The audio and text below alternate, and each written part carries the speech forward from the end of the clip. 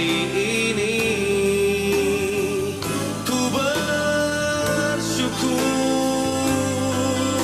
merasakan kasih setiamu. Shalom saudara, selamat pagi. Kita ketemu kembali pagi ini dalam Morning Devotion. Selamat pagi saudara-saudara, apa kabar? Saudara, kita akan baca firman Tuhan dari kitab Nabi Habakuk pasal yang ketiga 16-19. Demikian firman Tuhan.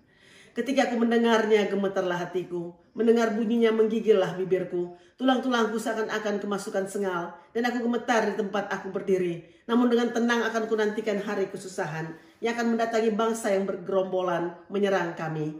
Sekalipun pohon ara tidak berbunga, pohon anggur tidak berbuah, hasil pohon zaitun mengecewakan, sekalipun ladang-ladang tidak menghasilkan bahan makanan, kambing domba terhalau dari kurungan, dan tidak ada lembu sapi dalam kandang.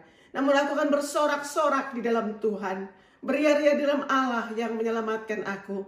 Allah Tuhanku itu kekuatanku, yang membuat kakiku seperti kaki rusa, yang membiarkan aku berjejak di bukit-bukitku. Saudaraku, luar biasa sekali pembacaan firman Tuhan pada saat ini, saudara. Yaitu pembacaan ini adalah salah satu pernyataan iman yang luar biasa yang tertulis di Alkitab.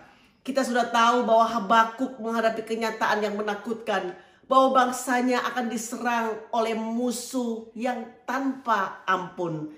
Dan bangsanya akan dibawa dalam penawanan dan perbudakan. Saudaraku, Yerusalem dan bait suci akan dihancurkan.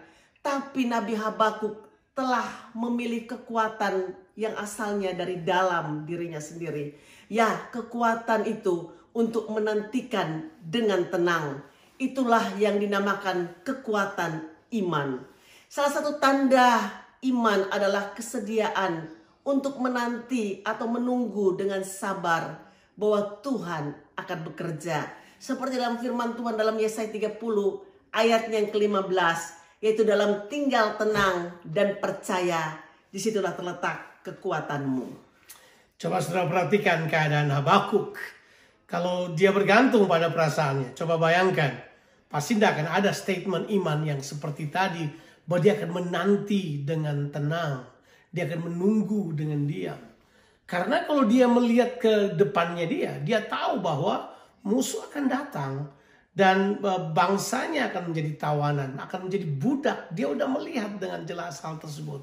Kalau dilihat ke dalam dirinya sendiri dan kemudian mencoba untuk mencari kekuatan dengan bersandar pada apa yang dia pernah lihat di belakangnya dia, yang ada adalah bahwa dia gemetar, dia takut, dia seperti seorang yang sedang bersiul di tengah kegelapan hanya untuk menguatkan diri sendiri. Tapi haleluya, dia memilih untuk melihat Tuhan dengan imannya. Dia memilih iman untuk melihat Tuhan dalam semua keadaan ini. Ketika dia melihat Tuhan, semua ketakutannya sirna, semua ketakutannya lenyap. Yang ada adalah sebuah pengharapan yang luar biasa. Saudaraku, Habakuk mengajarkan kita untuk menghadapi keraguan, pertanyaan, serta pergumulan iman kita dengan jujur. Yaitu bahwa kita dapat datang dengan hati yang rendah dan menantikan Tuhan berfirman. Setelah itu, saudara, kita ini harus menyerahkan semuanya pada Tuhan dengan menyembahnya. Tidak peduli bagaimana perasaan kita atau apa yang kita lihat. Bahwa faktanya Tuhan tidak selalu mengubah keadaan. Tapi dia selalu mau mengubah kita untuk menang atas keadaan apapun. Itulah artinya bahwa kita hidup dengan iman. Seperti pembacaan kita tadi. Sekalipun pohon ara tidak berbuah. Pohon anggur tidak berbunga. Hasil pohon zaitun mengecewakan. Sekalipun ladang-ladang tidak menghasilkan bahan makanan. Kambing domba terhalau dari kurungan. Namun Alkitab katakan, aku akan bersorak-sorai dalam Tuhan. Beria-ria dalam Allah yang menyelamatkan aku. Saudaraku, sekalipun apa yang kita harapkan tidak menjadi kenyataan. Sekalipun saudaraku di depan kita ada hal-hal yang terjadi dalam kehidupan kita. Yaitu hal-hal yang tidak pasti.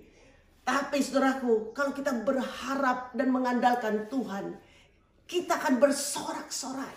Namun kita akan melihat kemuliaan Tuhan. Tuhan kita adalah Tuhan yang hidup, Tuhan yang besar, Tuhan yang duduk di atas tahtanya, Tuhan yang berdaulat. Kalau kita mengandalkan Dia sepenuhnya, kita percaya saudaraku bahwa kita boleh mengalami kekuatan karena sukacita daripada Tuhan. Sorak-sorai itu menghasilkan kekuatan baru. Dan memang benar kita berkata, Tuhanlah kekuatanku, ayat yang 19. Kata kekuatan itu artinya kail.